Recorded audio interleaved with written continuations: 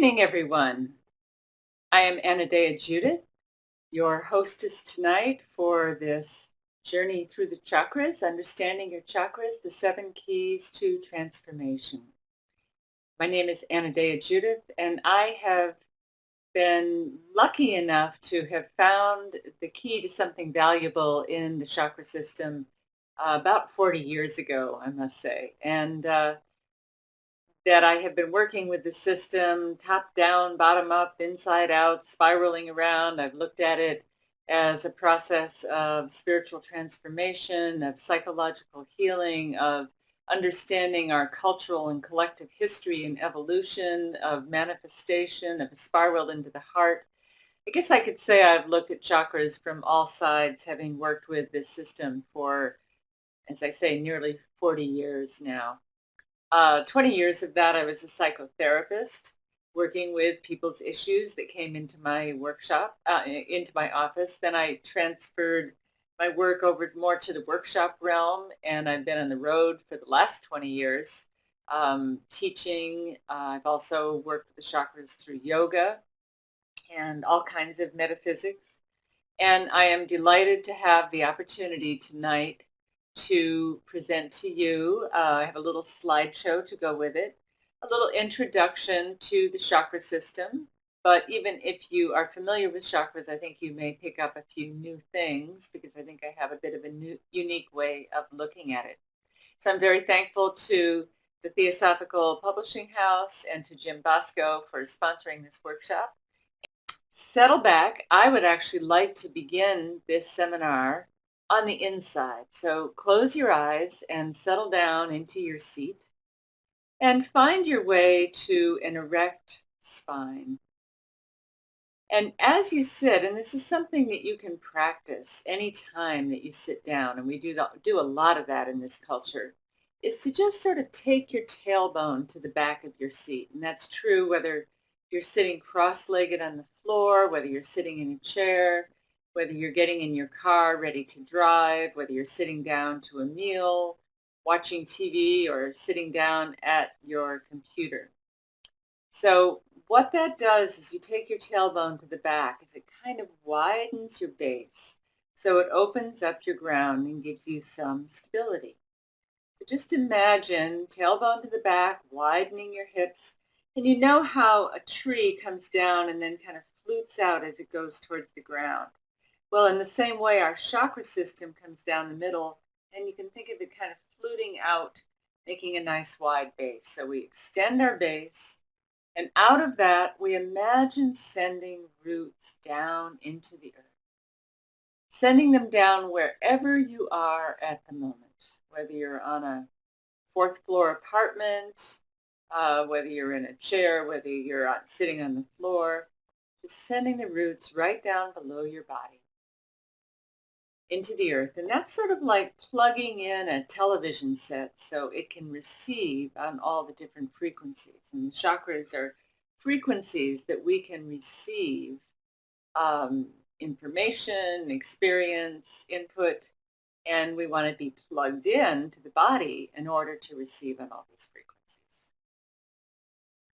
So the first step is sending the roots down, and at the same time that you're keeping your roots down, extend your crown upward.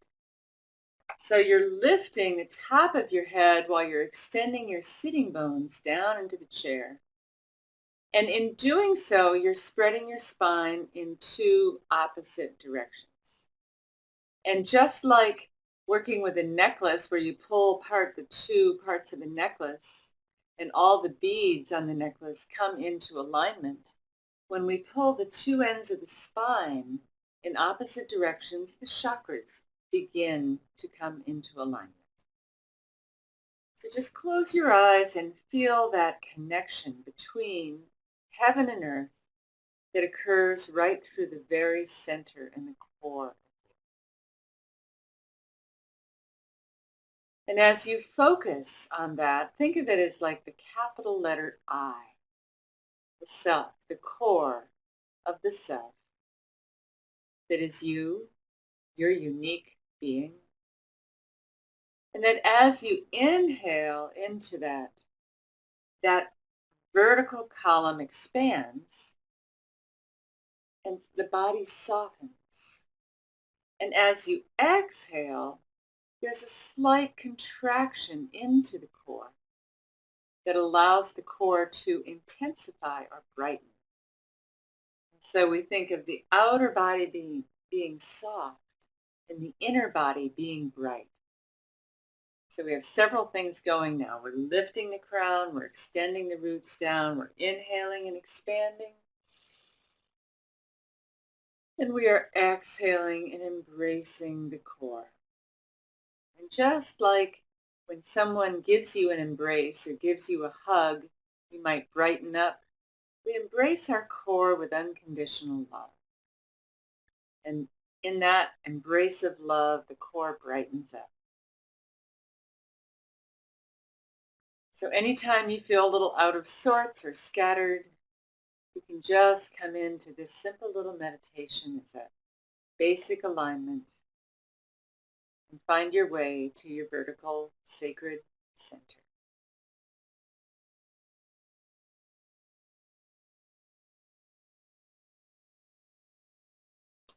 Okay, well, rather than spend time in silent meditation when we're on a call, I would like to forward to the first slide, and this should be seen on your computer. And this is just introducing the chakra system as a map for human consciousness, as a map for the evolutionary journey, as a map for manifestation, as a map for navigating our way through life. And I would imagine that most of you on this call, if not all of you, have for some time been on a journey where you are trying to figure out what life is all about. You're trying to figure out yourself. You're trying to heal your wounds. You're trying to figure out why we're here, what the universe is made of, what it all means. Most people who are doing some seeking, and that's most of us these days, are asking these kind of questions. And it's not new. Many of us have been on this path for decades. And we have been trying different things, different therapies, different metaphysical systems. And, what I would say is, wouldn't it be nice if someone gave you a map? Because it's kind of hit or miss when we try all these things. But the chakra system is a map, and it maps on to the human nervous system. It maps on to the spine and the ganglia that are coming out from the spine, and you can see that a little bit in this picture, the little bundles of nerves that branch out from the spinal column and connect to various organs. And the chakras literally map right on to these centers in the nervous system. And you can see there the 7 little chakras.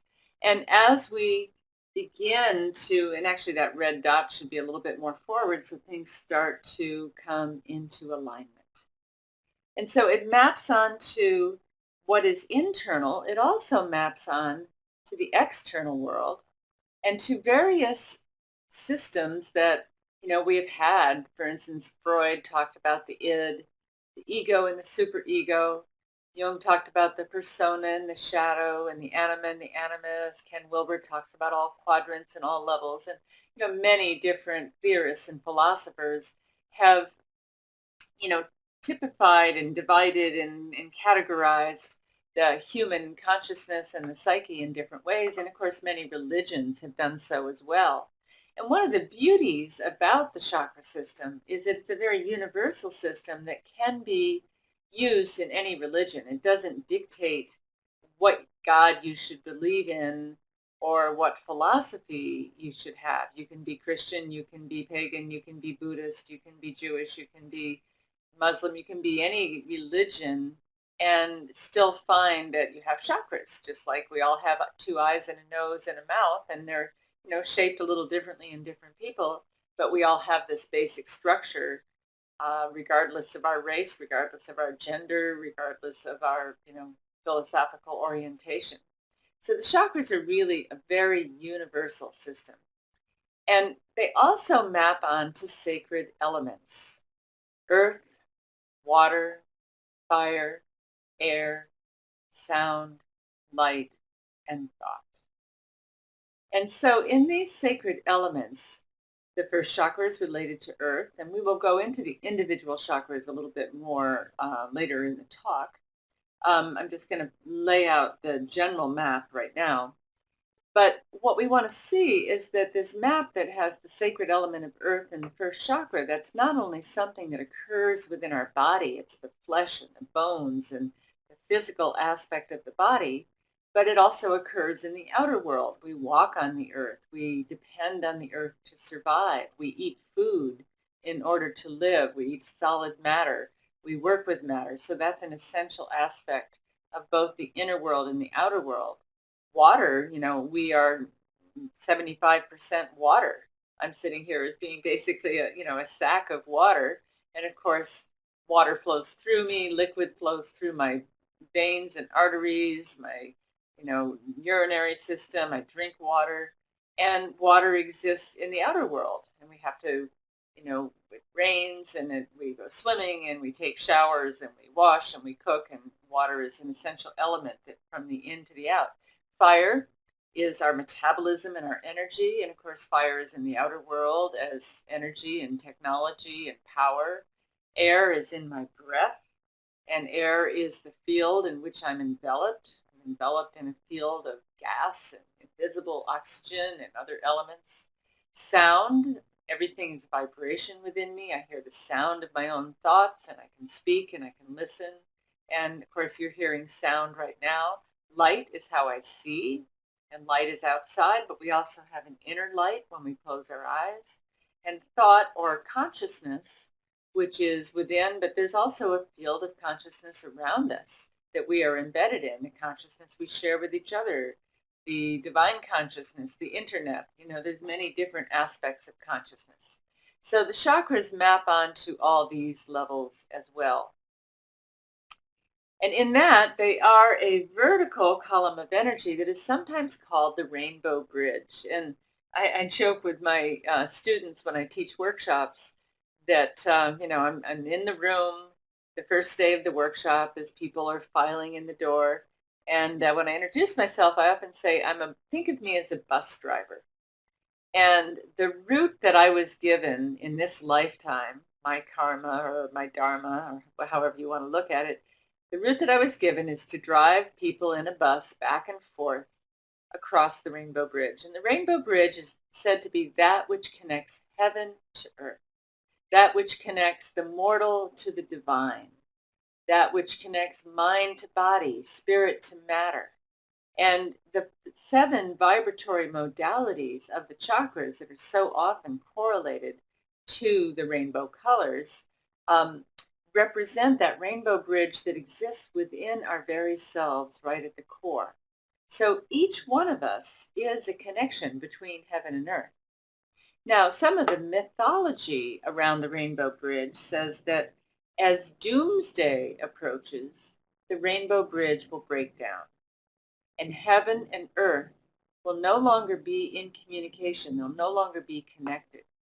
And so as part of my life's work to revive the chakra system in the Western world as a viable system for personal healing and evolution and collective evolution, I believe that by healing the corridor, the vertical column of energy in which the chakras reside, by opening that up again, each person becomes their own rainbow bridge, and heaven and earth become more in connection, that this is a way of actually averting doomsday.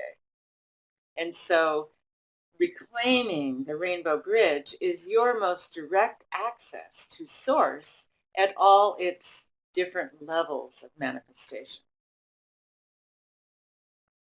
And so as we look at this profound system, and so many people have mapped different characteristics onto the chakras, let's just start with some of the basic levels of consciousness. So the first chakra at the base represents our instinctual consciousness. We are hardwired with instincts. We know that if we go to a doctor and he hits a little hammer on our knee, that the leg moves, and if there's a loud noise, we jump, and if we're cold, we shiver, and if we're hot, we sweat.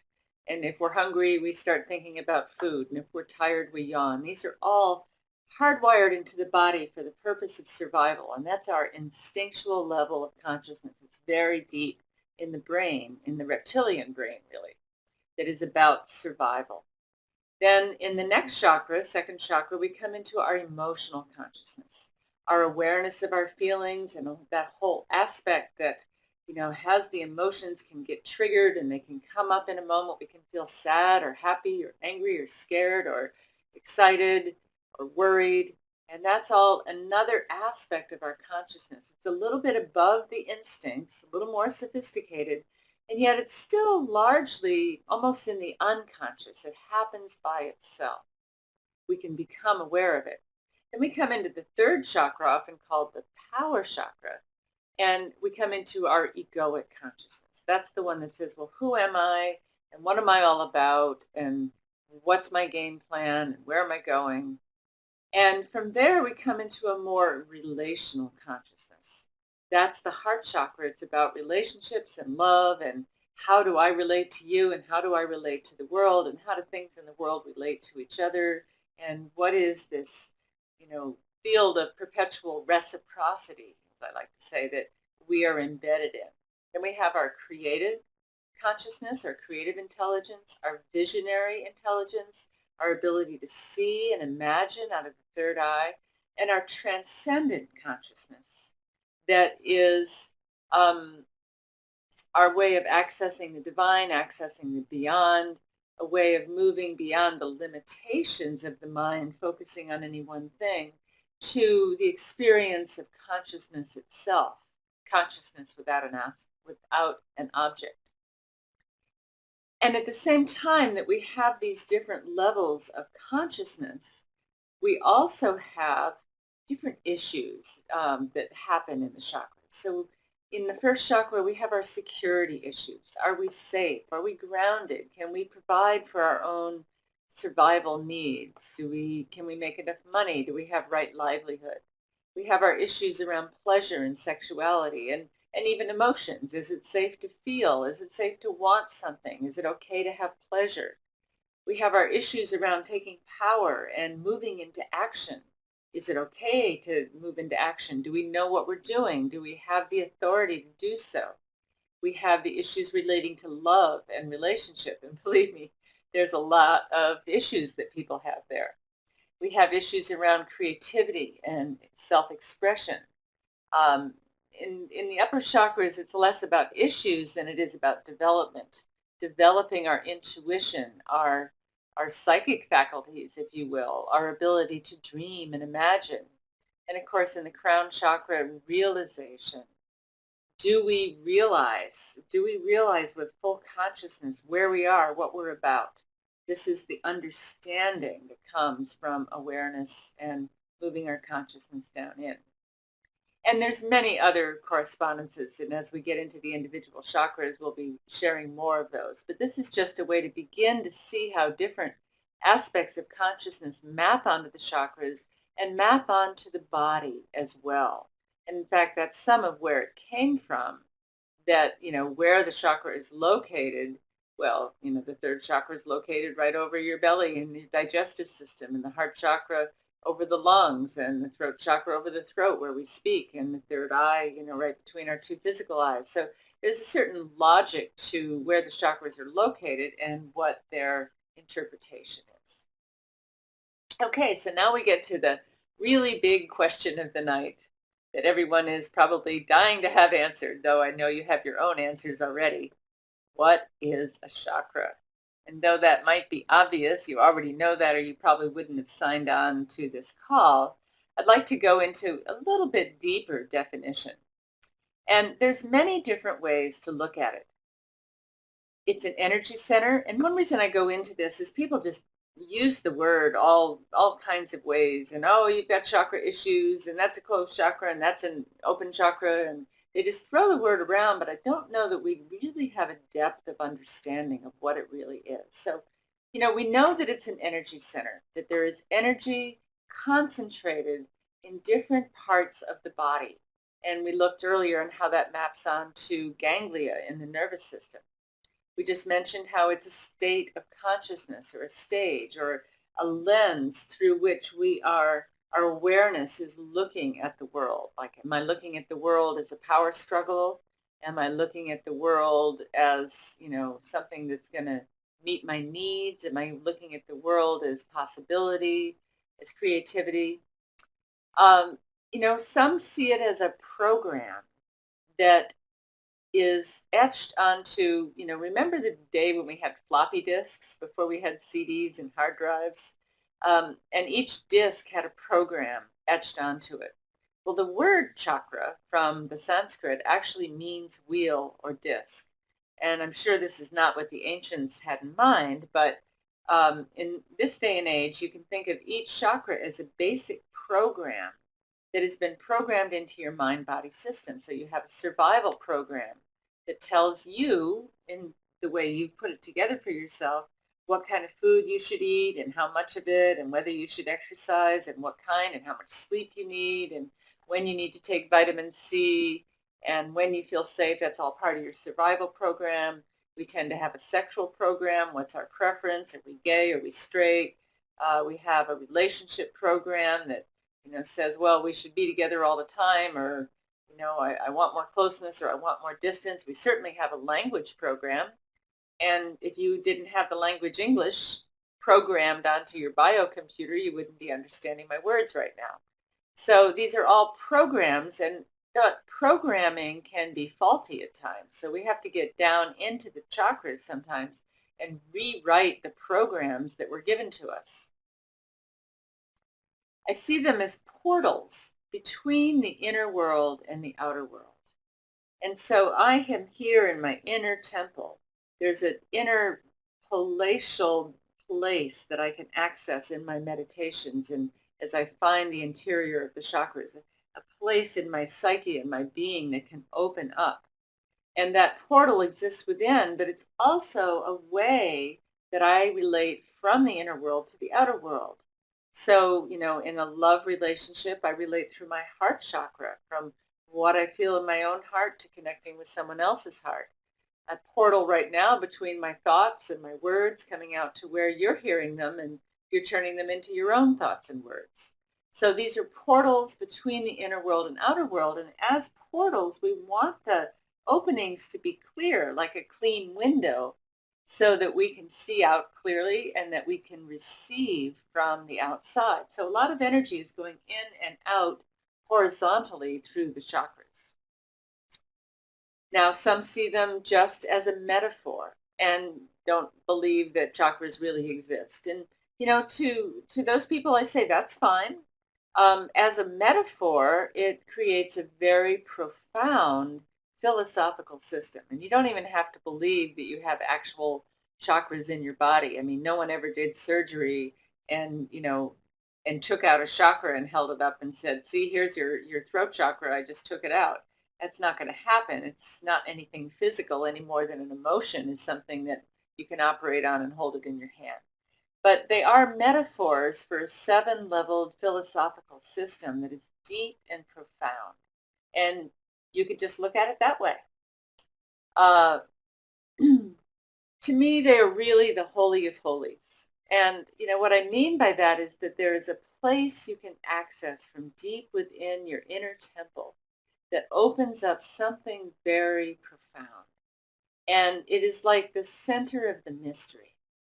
And as you work with the chakras over, the decades, you find deeper and deeper access into these interior holy places.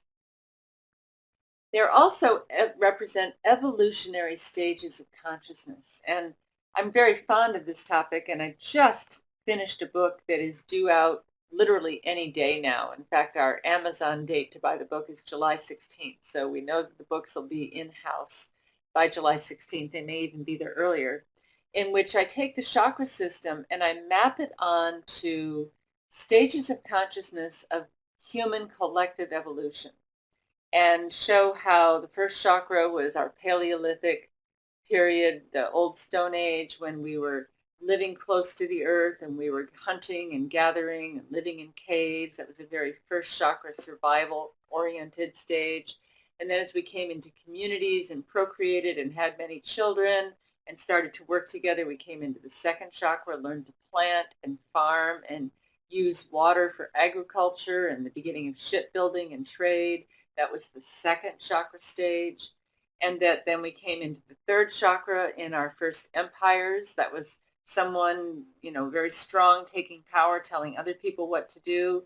And we built a hierarchical civilization that started about 5,000 years ago.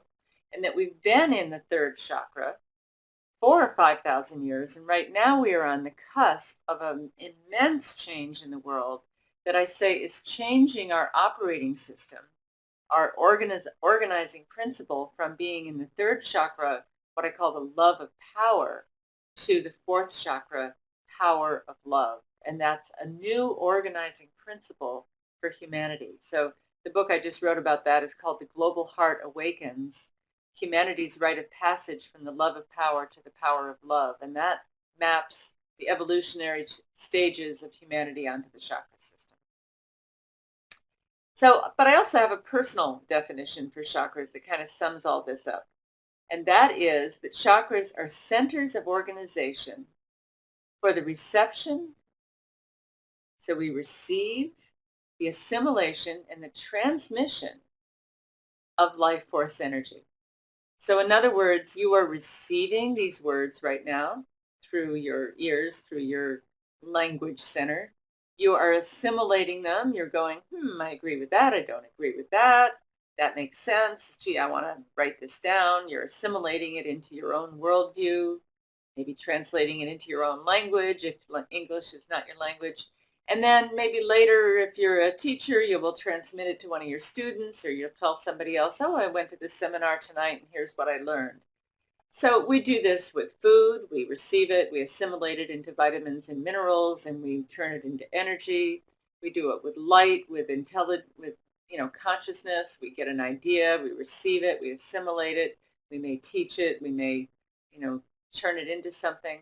So we're doing this at each chakra level with each of the elements, with earth, water, fire, air, sound, light, and thought. And we want this center of organization to be wonderfully functional for handling that kind of energy. And wonderfully functional does not mean that it's absolutely empty. So if you think of the chakras, actually I'm going to go forward, well, I'll get to that in a moment. The slide's a little out of order for what I'm saying, but another way to look at chakras is this life force energy that they assimilate and receive, assimilate, and transmit is moving through us all the time. Some call it prana, some call it chi. In acupuncture, we have meridians that go up and down the body in a continuous grid and web, and that carries energy. You can think of the meridians as highways for the prana or the chi, and the chakras as ways, as places where it's like cities. If you looked at a map, you'd see highways, and then you'd see every so often a big city where many highways, many types of energy converge. And in fact, in a city, you have, electrical wires converging, you have plumbing converging, you have roads converging, you have lots of people. So you have lots of activity of many different dimensions, if you will. And the highways are how you transport energy back and forth to those cities. So the chakras are like the cities and the meridians are like the highways. And this life force energy influences our consciousness, our health, how we feel, and all of the rest. Now, a way to look at this energy is that the body is our hardware. And, you can have a Mac or a PC or a desktop or a laptop. In our body, we are either male or female. I happen to be blonde and blue-eyed. Somebody else might be a redheaded with freckles. We could be tall or short, wide or thin. That's our hardware. And that's structured in our DNA. We can make some changes in it, like gaining or losing weight or working out at the gym. But basically, my hardware is going to be mine for life. I'm female, I'm this tall. That's probably not going to change too much unless I get very slouched over as I get older. And onto that hardware, we have put software. And we have been programmed from the time we were born, or even some could argue from deep within the womb. We've been programmed with language, with belief systems, with habits. We've been programmed with certain emotional characteristics. And that has been like the software that has been laid into our hardware. And the energy is what allows the software and hardware to connect. So in your computer, let's imagine a laptop, for example, or a cell phone. If there's charge in the battery, the software and the hardware can connect, and you can use the computer. And if there's no energy going through it, it doesn't matter whether you got the best computer money can buy. It doesn't matter whether you loaded it with all the latest software. If your battery goes dead and you don't have a power cord, all of that is useless. So what's happening in the human body is that the mind and everything I believe and think and my habits, conscious and unconscious, and all the things that I've experienced and the contents of my memory, that's all software that exists in my hardware. And what my mind is always doing is telling my energy where to go in the body and where not to go.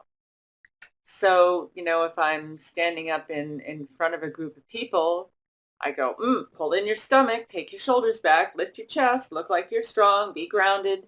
And that's sort of my mind or my internal programming telling my energy what to do. And someone who feels terribly shy, for example, might have a different program, and they get in a crowd of people and their programming says, don't say a word, people are going to laugh at you, people are going to make fun, you don't know what to say. And that program will shut them down. So our programs govern our life force energy. And the idea of doing chakra work is to get the bugs out of the programs and begin to open that life force energy up again to its full expression so that we feel fully alive. And with that aliveness, we have more consciousness.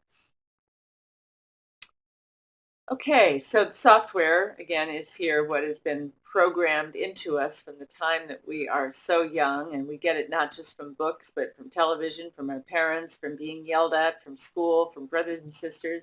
We get it everywhere, and we carry it throughout our life, and that gets mapped onto the body, and the energy is what awakens. Oops, that word went behind the body, but it's supposed to say awaken. We want to awaken the life force. And so the chakras can be seen as the meeting point between mind and body. They are the mind-body interface. They are how the mind and body work together. And as I say, other cultures, it's talking about the same life force energy as ki or chi or prana or the force, or in bioenergetics we talk about charge or orgone energy or bioenergy. There's lots of words for the same thing. But what this energy does is it allows the continuum between heaven and earth to hook up, and as the consciousness comes down and the energy comes up, so to speak, you can see that they spiral around each other, creating the energy vortices that are the chakras. And of course, this life force energy has been mapped by many people and diagrammed, and we can see this as these are chambers in the temple of the body. And so here, as we've seen the map of the chakras over and over again on the body, but just like the chambers in your home are designed for different purposes. You bring food into your kitchen and you entertain in your living room and you sleep in your bedroom. You want that chamber to be appropriately set up. You want a nice kitchen with a good refrigerator and lots of counter space and cupboard space, and you want a living room with comfortable things to sit on. And so we want our chakras to be equipped with what we need to embrace different kinds of energy, and so that we really can receive it, assimilate it, and transmit it. And so I want to give you a little experience right here of a way to open up the chakras in your hands. And I do this because it's a very simple exercise that can give you a sense of what I mean by energy. So if you could, just take your hands out in front of you, straight out, with one hand up and one hand down, like this, straight out, elbows straight. And open and close your palms very rapidly. All the way open, all the way closed. So just continue doing that a little bit. And then turn them over the other way when your hands are getting tired, and open and close and open and close. This is the basic expansion and contraction of the universe. We do this with every breath. The stars do it with light. The earth actually expands and contracts every day. And now take your hands just in a relaxed manner. Let's see if I can get in the camera here. And slowly bring them together until they're about 4 to 6 inches apart. And when you do, you should be able to feel a little bit of energy between your palms. It's very subtle. It's like a magnetic field that you can just barely sense, maybe a little buzzing, a little tingling, a little electric polarity. So that's what it feels like to open a chakra in its simplest level.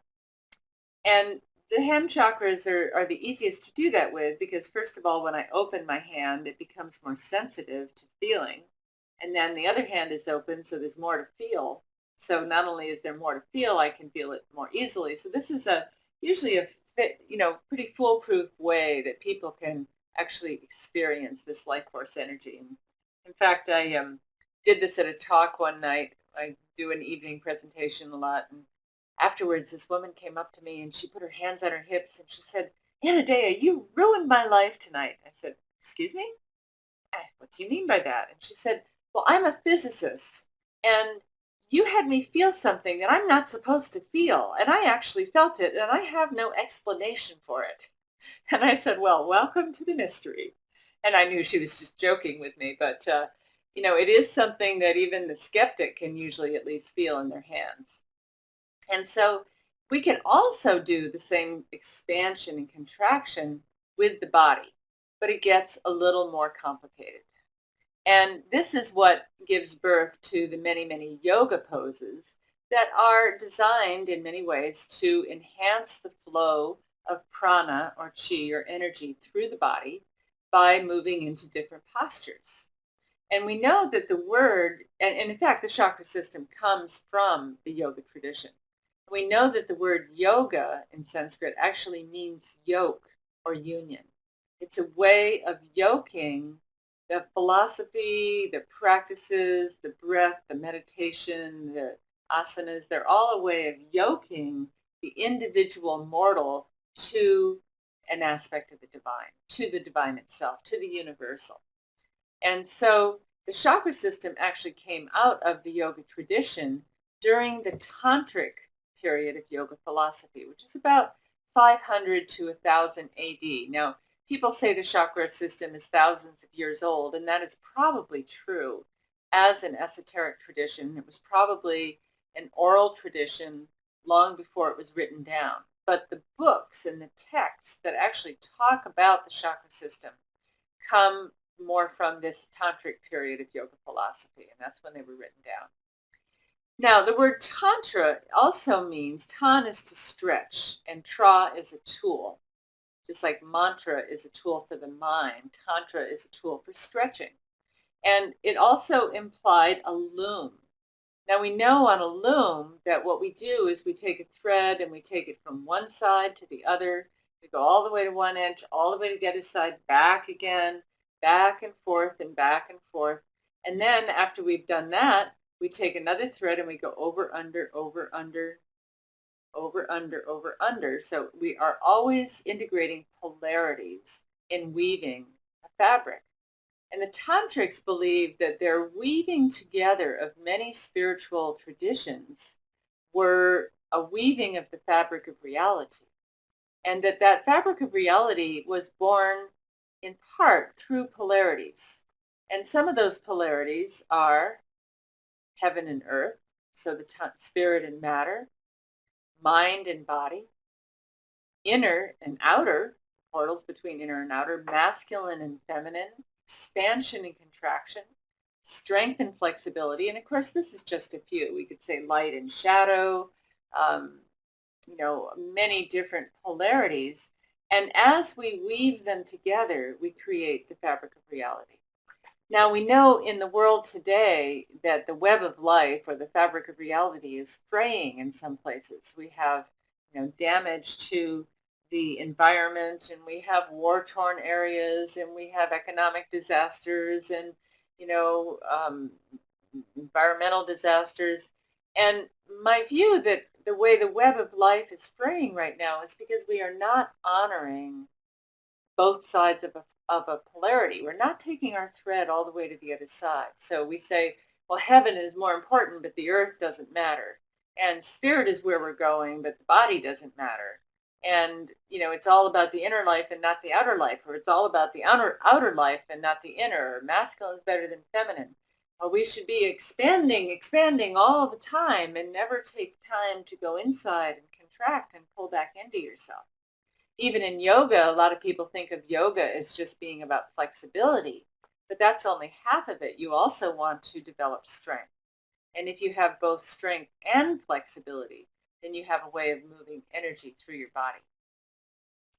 So the chakra system is weaving all the time these polarities, and in that way, as vertical column of energy, it has its liberating current, which is moving from the lower chakras step by step up to the crown chakra, and we call that mukti in Sanskrit, and that means freedom or liberation. So we get from fixed forms, fixed earth, to water, which is freer, to fire, which is freer yet, to air, which is more expansive, to sound, which is invisible. Air is invisible too, but sound travels even farther. Light travels from a distant galaxy, and consciousness is everywhere at once. That's the liberating current. So we get free of fixed forms and move toward higher consciousness. But there's also a manifesting current, which in the ancient text is called bhukti, meaning enjoyment. And in bhukti, we start in consciousness with an idea, a concept. We imagine it in the sixth chakra. We visualize it. We dream about it. We talk about it in the fifth chakra. We bring it into relationship in the fourth chakra. We give it our energy and our will and our action in the third chakra. We give it our passion, and we move things along, move things forward in our life in the second chakra, until we finally manifest it in a physical form in the first chakra. So this is the downward manifesting current, where consciousness gets denser and denser at each level. And anything you want to manifest, you want to bring down this path. So another book that I wrote on this is called Creating on Purpose, the technology of manifesting through the chakras, and it's how to use the map of the chakra system as a way to stay on track for what you're trying to manifest in your life.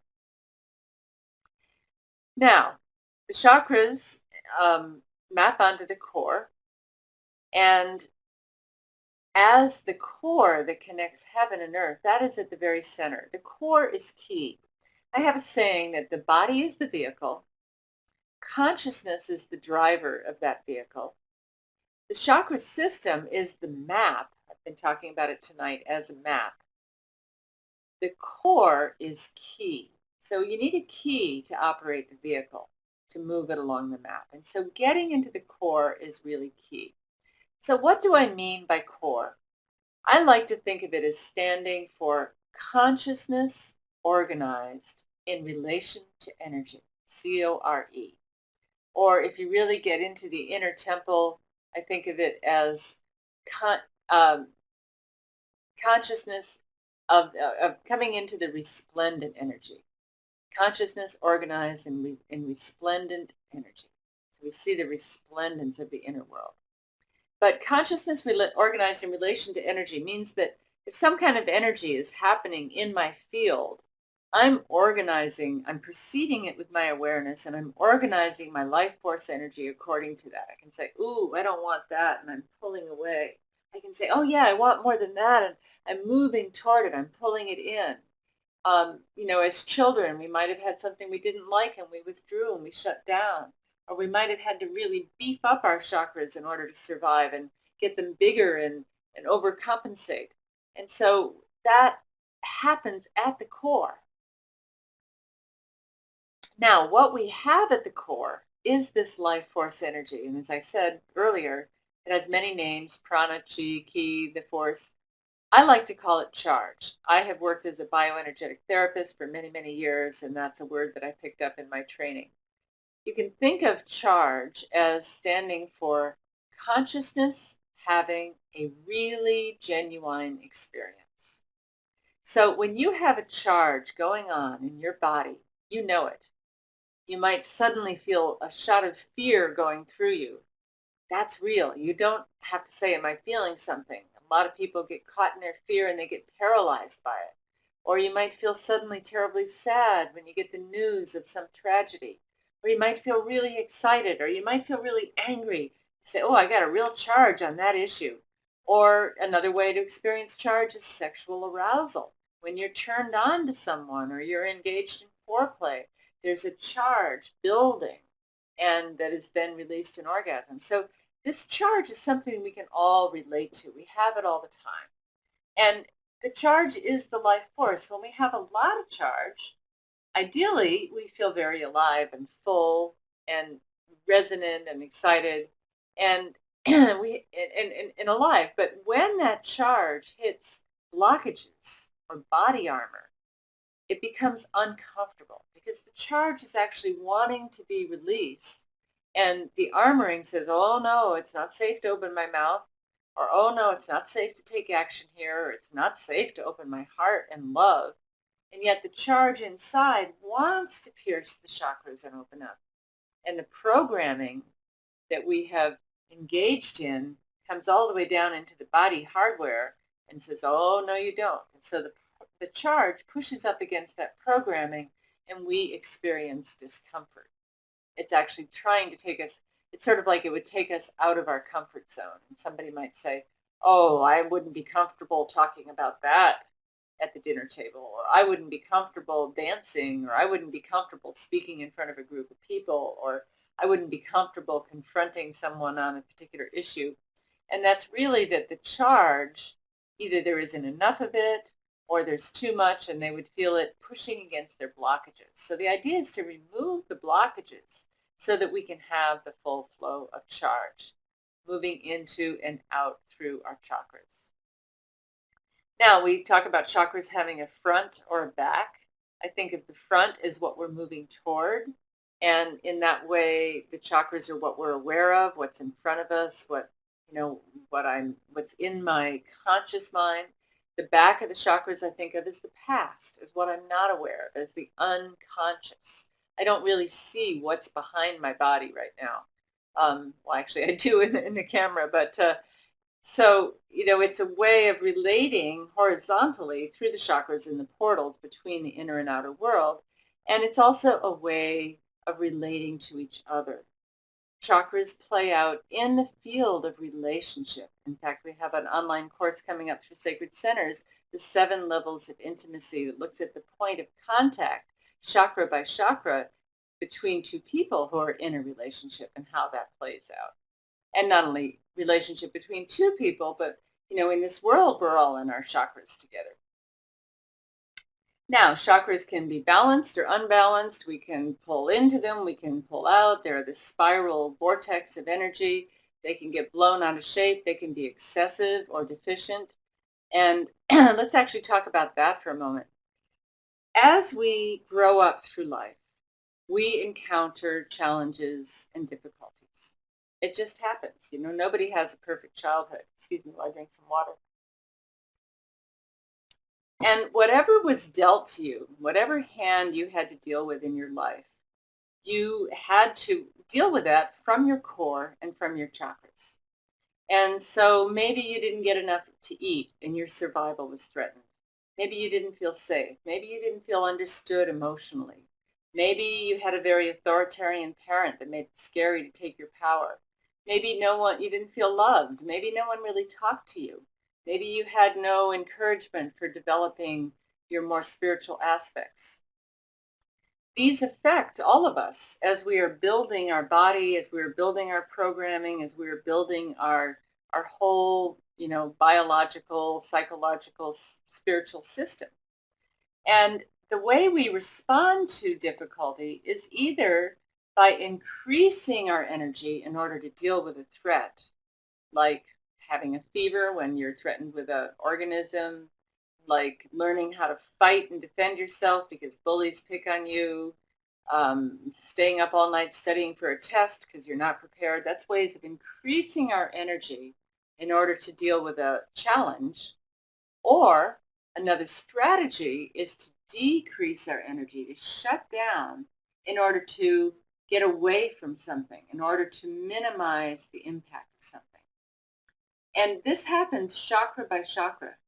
So someone who has survival threats to their survival when they're growing up, they may have gone to an overcompensating first chakra, which would be excessive, saying, well, I'm going to make a big heavy body so that I feel really grounded and safe because my survival was threatened, and if I'm got a lot of food in the cupboard, then I'll be safe, and if I keep myself eating, then I won't experience that anxiety. So that would be, or I cling to security, that would be an excessive first chakra. Or the first chakra could be deficient, and someone could make a really skinny body and move up and live in their head and live in their analysis and their conceptual mind and not really feel their body much and not be terribly grounded or connected with the earth. So you can play this out chakra by chakra, and as we go into the individual chakras, we'll talk about this a little bit more. But I just wanted to introduce the concept. So you could say excessive is an overcompensating response or defense, and deficient is an avoidant response. It's how we pull away from something. Okay, so now in the individual chakras, let me just pause for a moment and see if there are any questions. I think that there's a little chat room where you can type a question, not about a particular chakra because we're going to get there now, but just about anything I've said in general about the chakra system before we go into the individual chakras. Just type your question and it should appear on my screen.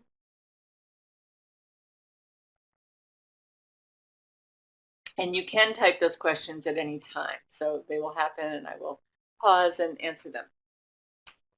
Okay, so let's look at the first chakra. Muladhara is its Sanskrit name, which translates to mean root support or foundation support.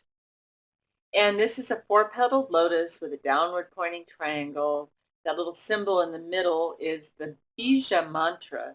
It is the seed sound of the first chakra, which is Lam, L-A-M. And the seed sounds are said to be a way to just access the vibrational essence of a particular chakra. So as its name, root support, might imply, its element is earth, and it represents solid matter, our bones, our muscles, the earth, the survival, the life force as it comes into the physical body. And the orientation that says before we can go on the journey, we need to have a vehicle. The body is the vehicle in which we take the journey. Get one per lifetime. You can't trade in your car for a new model. You can change some of the parts, but that is your vehicle for the entirety of your lifetime. And in order to really go on the journey, we have to get down in the vehicle. We have to be embodied, because this is the instrument that receives on all the frequencies. So we have to be embodied by plugging into the earth, by being in the here and now, not by being in some lofty otherworldly place, but by coming down and in and grounding ourselves into the flesh of our bodies. And if we do that, we develop a sense of security and groundedness and steadfastness and calm and focus and discipline, from which we can manifest what we need. And so we can manifest what we need to survive. We can manifest a job that pays us enough to meet our needs and pay our rent and have food and do a few things on the side. So, you know, it is the root chakra that gives us our sense of safety and stability and constancy and commitment and embodiment.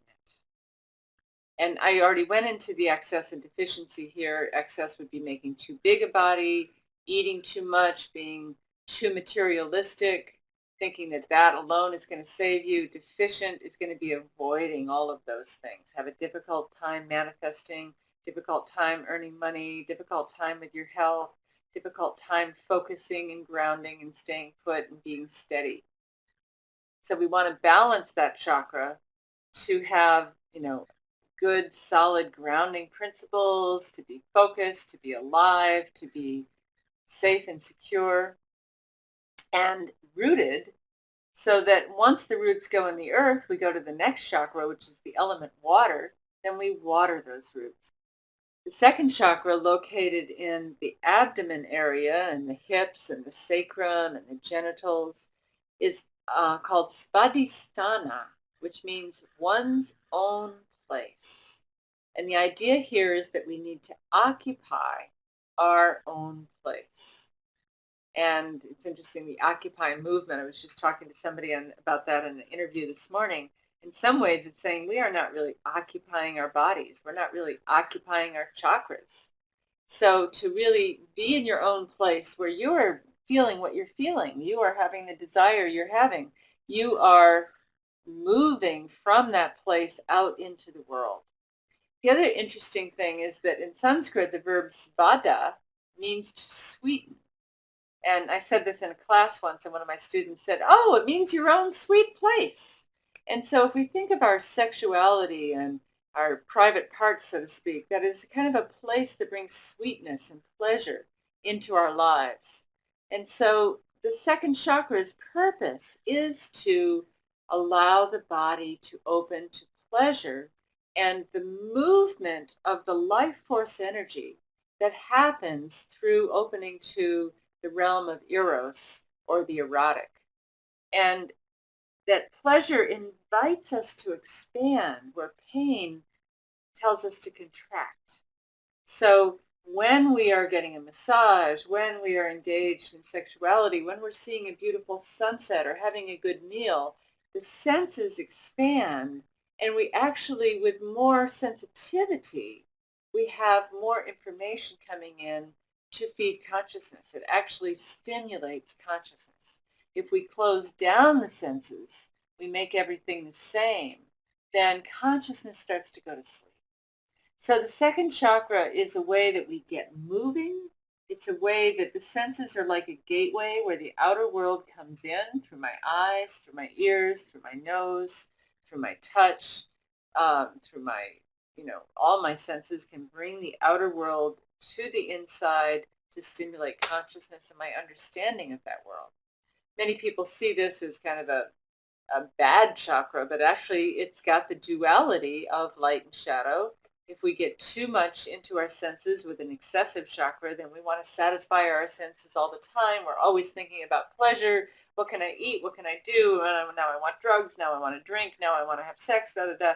And then we get roped into the pleasure and we don't go on to the other chakras. But if we deny pleasure, we go to the deficient side of this chakra, then life gets very boring and dull and just not much fun, and we're not very happy and we're not very juicy. Water makes life juicy. So Svadhisthana chakra, being in your own place and opening to the waters of pleasure, will make your life juicy. And if it's juicy, things will start flowing and moving along. Okay, now moving into chakra 3, Manipura, which means lustrous gem. The third chakra is in the solar plexus area. It rules over digestion and rules over your midsection, your belly, and it's the element fire. So the lustrous gem is what happens when that's burning. When I have seen my own third chakra, when it has become illuminated, it is like a multifaceted gem that's glowing in the firelight, and oranges and reds and golds and yellows. And that lustrous gem is the fire within us. It is the fire of the soul. It is the fire of our will. It's our vitality, our internal engine, our get up and go. It's our ability to move our body into action, to take action, and to fulfill the will, which is moving energy in alignment with our intention. So if I have an intention to clean my house, I need some energy to do it with. So, if I have that intention and I'm sick and dead and exhausted, well, we all know there's a very good road paved with those intentions. We have the intention to do something, we didn't do it. And then you have little kids that are full of energy, but they don't have much intention about it. But the development of the will is pulling consciousness down in the form of intention into the third chakra, moving it with energy in the body, matter and movement coming together to create energy. And when energy fulfills intention, we get things done. And when we successfully fulfill our intention, we call that power. So power here in the third chakra is really mastery. How do we master our own life force energy? How do we become masters of our will? Not dominators, not controllers, but masters of that. Okay, take a breath. I've been kind of talking nonstop, and just take a breath and notice where the breath goes. Notice how it goes into the heart. Air is the element of the heart chakra, anahata. Anahata means unstruck or unhurt. And so what it means about the chakra is that, first of all, in order to come into the heart chakra, we need to be not causing harm.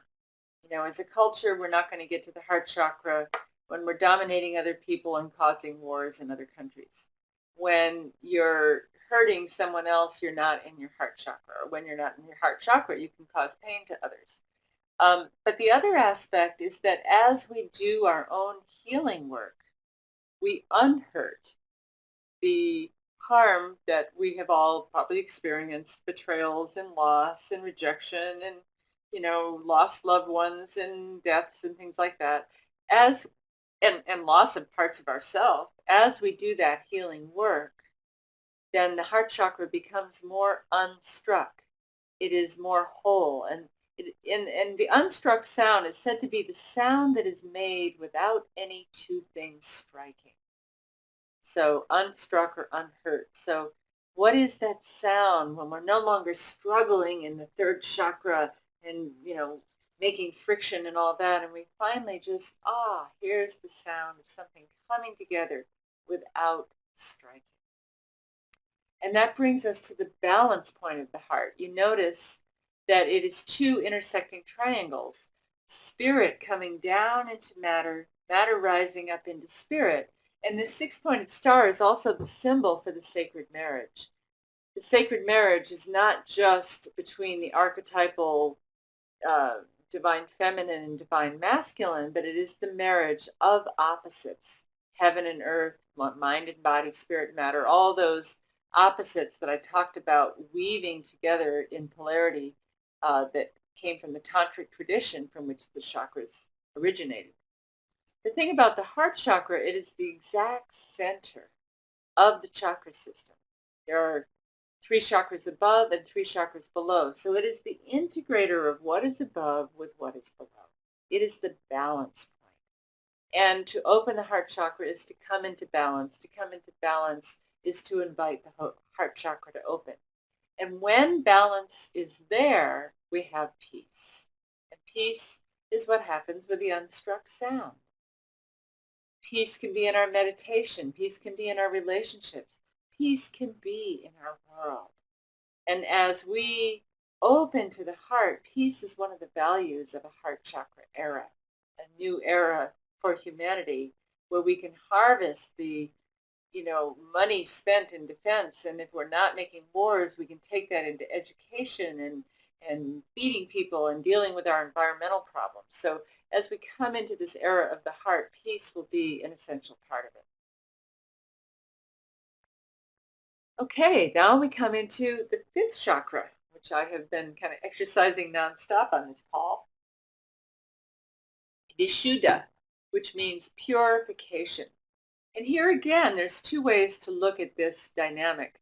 One is that we need to purify our life force energy in order to rise up into the higher chakras. That chakra by chakra, it's a process of purification to open to the higher and subtler levels. The other aspect is that communication, speaking our truth, is a purification. And that when we speak, we are actually actively creating our reality. If I say, bring me a glass of water, or go away, or do this or do that, I'm creating a reality. And if I'm speaking a deep truth, then that can purify a situation of its confusion. Lies will bring a non-pure substance in. And it is said, as we're moving upward now, we're past the halfway point in the mukti, the liberation, that you shall know the truth, and the truth will set you free. So knowing and speaking the truth gives us a sense of freedom energetically. And so as we speak our truth, we also want to embrace the properties of sound and vibration, which is about creating harmony, finding how those vibrations move into resonance, working with sacred sounds to bring harmony into the subtle matter of our body. So this is not only the element sound, but in the old text it was called the element ether. So this rules the etheric field. And the etheric field is the sum total of all our vibrations. What you ate, what you think, what you do, what you look at, what you read, all of that comes out through your flesh into your etheric field. And that is a vibrational field. So we're getting into subtler and subtler levels of energy here. And then we come to the Ajna chakra, which is the command center. It means to both perceive and to command. And this is the third eye that is situated between our two physical eyes. And it is the chakra related to the element light. Light is how we see. Light is how we, see what's there, and then we close our eyes, and in our imagination, we can create images and remember something that you saw. You could create an image of the face of a loved one right now by closing your eyes. It's sort of like seeing on the inside. So the whole purpose of this chakra is to see. Seeing is the recognition of pattern. It is turning the photons that hit your eye into some kind of meaning. And that's actually a more seventh chakra aspect. So the sixth and seventh work very closely together. But it is being able to see patterns. That's what intuition is. It is being able to have illumination. It's being able to have a vision. It's your dreams. It's your memory. It's that whole visual realm of consciousness, which is really 90% of our thinking. And recording information comes with pictures, which is why I like to do a slideshow here as we do the talk. So you're not just hearing a disembodied voice, but you're actually seeing my face, a real person. You're seeing pictures. Then we have both the right and the left brain working together. And one of the reasons that's important in sixth chakra is that it's said that these figure 8 nadis that go around the chakras up and down that we saw back at an earlier slide, they meet in the sixth chakra, which says that consciousness, the dualities of consciousness that we need to employ and weave together, collapse into non-duality at the sixth chakra. They collapse back into unity. When we talk about single-pointed mind, if the eye be single, the whole body is filled with light. We talk about non-dual consciousness as a state of awareness where there is no awareness of your awareness. There's no dialogue. There's no person saying, I'm doing a good meditation right now. There's no me and you. There's no observer. There's just pure, empty awareness. And that non-dual consciousness is what takes us up to the crown chakra, the Sahasrara, which means infinite, or the thousand-fold, thousand-petaled lotus. And this is the realm of pure consciousness.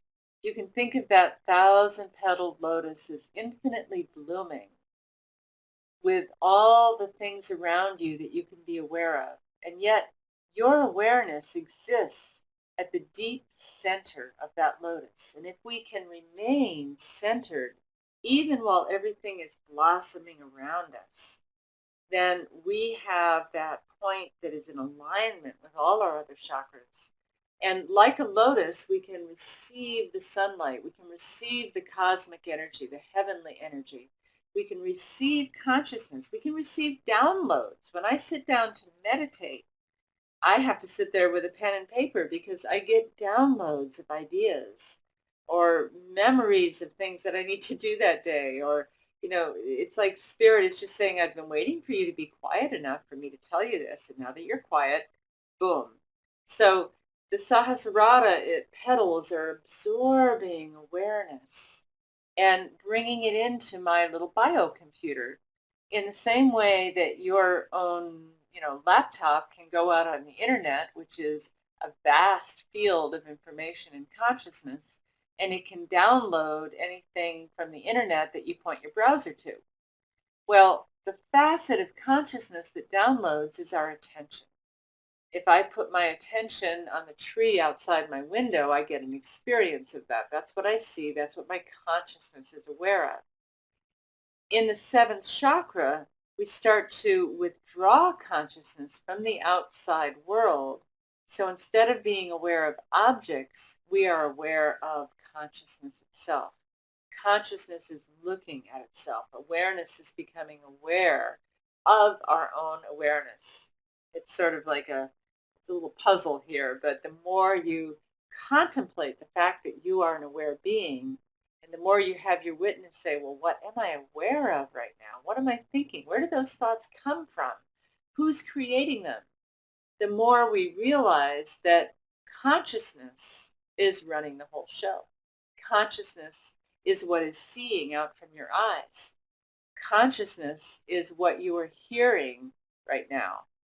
Consciousness is forming my words. Consciousness is what falls in love when you're conscious of, the beauty of another being. Consciousness in the third chakra knows what to do, knows how to take action. Consciousness in the second chakra becomes aware of what we're feeling. And consciousness in the first chakra is operating or driving the vehicle of the body. So consciousness is running the whole show. The difference is in seventh chakra, it is just pure consciousness, and it is the infinite realm of consciousness where there are no limitations of space and time, and we call this the connection to the divine, to the universal, to the infinite. From my finite being that exists in one place in one time at the moment, I can only be in one place and one space at a time, and I'm finite, I'm only going to live so many years, but I'm in a field that is infinite, and I can become aware of that field. And of course, this is beyond thoughts, and sometimes, I just like to say this realm is about, hey, are you not thinking what I'm not thinking? Yeah, it's the place we get to in meditation, where we get beyond our thoughts. So I've talked about the chakras individually, but in actuality, we are a whole system. All the chakras are operating together all the time. It's not really possible for me to just look at something, without having maybe some words in my head going, oh, that's an interesting tree, or that flower is an interesting variety of rose, or gee, that person looks mad when they're talking to me, or, interpreting and seeing and hearing, and at the same time I'm feeling something, and at the same time I have urges in my body to do something, and all of them are operating together. We can talk about them separately, but what's interesting is that some chakras are more dominant in your experience than others. So you may come largely from your head. You may come largely from your power, and that you're insecure and you're seeking to have power. You may come largely from your feeling realm, and you experience life through your emotions. Some people are feel first and think later. Some people are think first and feel later. So we look at what chakras are leading the way and how not only to balance a chakra within itself, but to simultaneously balance the chakras with each other, so that you have this profound formula for wholeness as a recipe, as a map, as a guide for how to become whole by addressing each of the chakra levels and making sure they're all functioning. And with that, we connect mind and body, heaven and earth, and we find the stepping stones to take our path to the beyond, into the mystery, and back again. And these are tools for conscious evolution. This is just my website for live workshops and teleseminars. We have many teleseminars and books and blogs. But I'm leaving a little time right now. We have a few minutes left on the call, now that I've done my little spiel, to take your questions. What do you have? What questions do you have about your own chakras, about the chakra system in general, about anything I have said? So just type them in, and let's see what we can answer. I see that a couple people are typing. The question is not, there's a little time delay in this. But, you got to admit, this is pretty amazing technology that I can be sitting here in Novato, California, talking to all of you in various parts of the world in different time zones. Okay, we have a question. Do you find any particular music useful in balancing the chakras? Yes, I do, and we have actually some music that we sell on our website. We have some chants, we have some dance music, we have some meditation music. I don't believe that certain tones are necessarily a person's like fourth chakras, F sharp or something. I think that depends on the person. And, in my classes, I go much more into sound and how it affects the chakras. But I do think, calming music will open your heart, that stimulating music might get your third chakra going, other kinds of music stimulates your emotions. And so, it's not like I would say a particular piece is fourth chakra or seventh chakra. I think it would really be based on your own experience, that there's certain pieces of music that I say, oh, that just touches my heart. That makes me want to cry. That makes me want to leap for joy. Oh, that music really gets me going. If I want to clean the kitchen, I put on some rousing music. So I think it's more dictated by your personal experience. But we do have some music that is, geared toward the chakras. You can find that on sacredcenters.com, several CDs that we sell. So I see someone else is typing here. The question has not come up yet.